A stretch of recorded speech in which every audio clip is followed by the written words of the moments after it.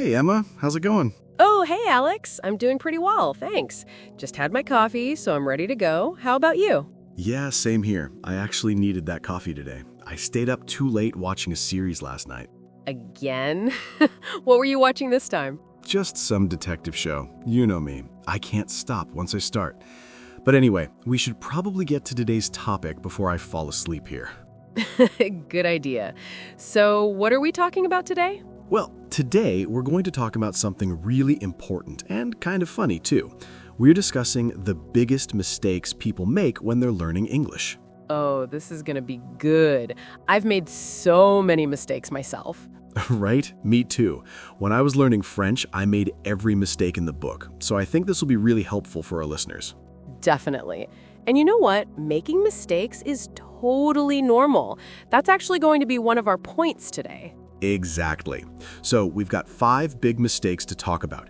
And honestly, these are things that almost everyone does when they start learning a language. Yeah, and the good news is, once you know about these mistakes, you can avoid them. Or at least, try to avoid them.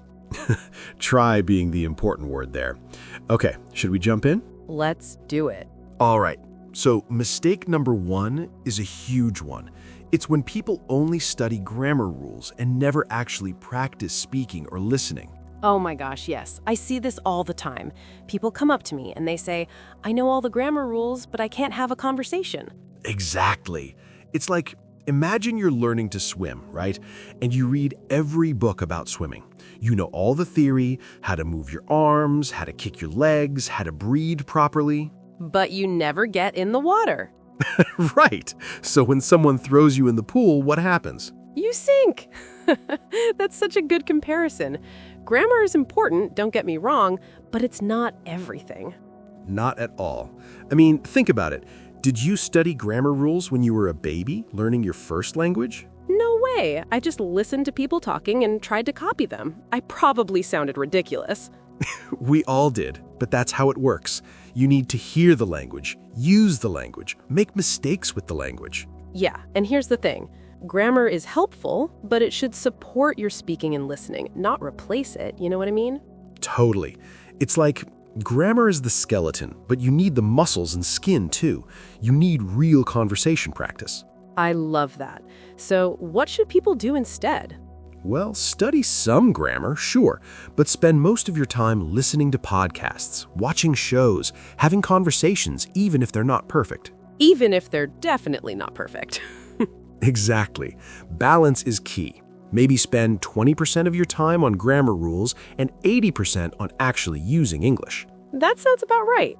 Okay, what's mistake number 2?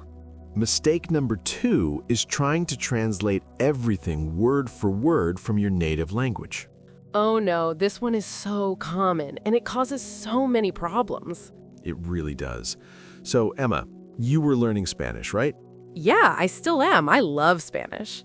Okay, so tell me, if you translate English directly into Spanish, word for word, does it always work? Not even close. For example, in English, we say, I'm 25 years old. But in Spanish, they say, tengo 25 años, which literally translates to, I have 25 years. Right. They use to have, not to be. Exactly. And when I first started, I would try to say, soy 25 años, because I was thinking in English, and Spanish speakers would look at me so confused. Yeah, and every language has these differences. I had the same problem with French. In French, you say j'ai faim, which means I have hunger instead of I am hungry. Oh, wow, that's so different from English. Right, and if you just translate directly from English, you sound really strange. Native speakers might understand you, but it's not natural. Yeah, and idioms are even worse. You can't translate idioms word for word. Oh man, idioms are impossible. Like if I say, it's raining cats and dogs, and you translate that literally to French or Spanish? People would be so confused. They'd be looking out the window for falling cats. Exactly. So here's the thing. Every language has its own logic, its own way of expressing ideas. Yeah, you have to think in the language you're learning, not translate from English. That's the goal, and I know that's hard at first. When you're a beginner, you're definitely going to translate in your head. For sure. I still do it sometimes with Spanish, even though I've been learning it for a while now. Same with French for me. It's normal, but try to move away from it gradually. Listen to how native speakers actually say things and copy that. Yep. Don't ask yourself, how do I say this in English? Ask yourself, how do Spanish speakers say this? Or how do French speakers say this? Perfect. Okay, number 3?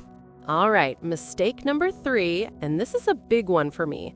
Being too afraid to make mistakes. Oh yes, this one is huge. So many people never practice speaking because they're scared of saying something wrong. I was totally like this. When I first started learning Spanish, I would just stay quiet in conversations because I didn't want to sound stupid. And what happened? I didn't improve. I mean, how could I? I wasn't practicing. Exactly. You can't get better at something you never do. And here's the truth. Everyone makes mistakes. Everyone. Even native speakers.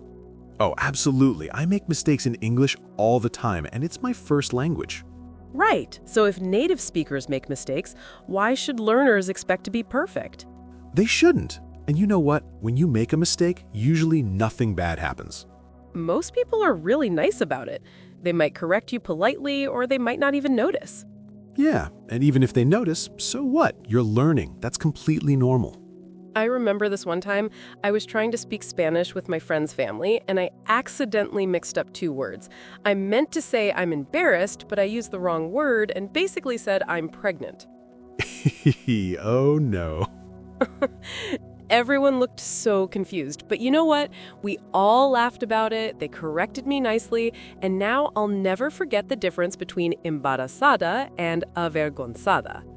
That's the thing. Mistakes help you learn. They're actually valuable. I had something similar happen in French. I was trying to order food and completely messed up the pronunciation. The waiter had no idea what I was saying. What did you do? I just laughed, pointed at the menu, and tried again. He was super patient and helped me say it correctly. And guess what? Now I can order that dish perfectly. See? That's exactly what I mean. Making mistakes is part of the process. Totally. So our advice is speak. Even if you're not sure, make mistakes. It's okay. Yes, and here's a little secret. When you make a mistake and someone corrects you, that's actually a good thing. It means they're helping you improve. Exactly. Don't be embarrassed. Be grateful. Well said. All right, we're halfway through. Let's talk about mistake number 4. Okay, so mistake number 4 is only learning from textbooks and ignoring real-life English. Yes, this is so important. Textbooks are useful, but they're not enough. Not even close.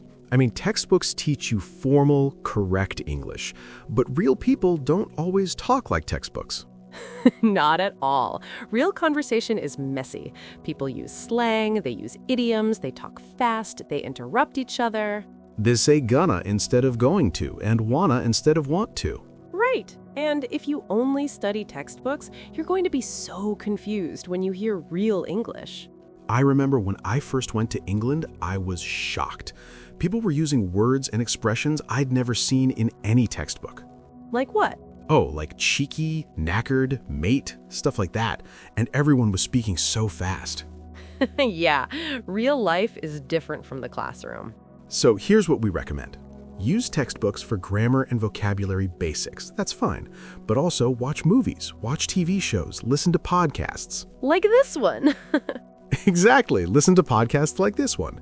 Listen to music, watch YouTube videos, read blogs, follow English speakers on social media.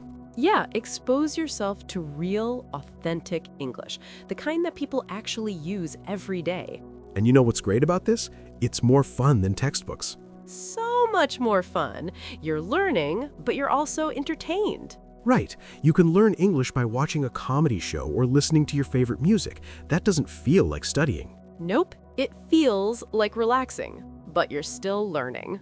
Exactly. So mix it up. Don't just stick to textbooks. Get out there, or, well, get on the internet, and find real English. Great advice. Okay, last one. What's mistake number 5? All right, mistake number 5, and this might be the most important one. Expecting to be perfect immediately and giving up too soon. Oh, yes. This breaks my heart when I see it. People start learning English, they struggle for a few weeks, and then they just quit. Yeah, they think, I'm not good at languages or English is too hard for me. But that's not true. Anyone can learn English. It just takes time. Exactly. Learning a language is a marathon, not a sprint. You know what I mean? Totally. It's a long process. You can't expect to be fluent in a month. Or even 6 months. I mean, think about how long it took you to learn your first language as a child. Years. It took years. Right. So why would a second language be instant? It wouldn't be. And you know what? Progress isn't always obvious. Sometimes you're improving, but you don't notice it. That's so true. You might feel stuck, but actually your brain is working. You're absorbing things. Yeah, and then one day, suddenly, something clicks. You understand a conversation you wouldn't have understood a month ago. Or you say something correctly without thinking about it. That's progress. Exactly. So our message here is be patient with yourself. Don't give up. Yes, celebrate small victories. If you learned 5 new words this week, that's great. If you understood one more sentence in a movie, that's progress. Exactly. Every little bit counts. And here's the thing. If you keep going, if you stay consistent, you will improve. It's impossible not to.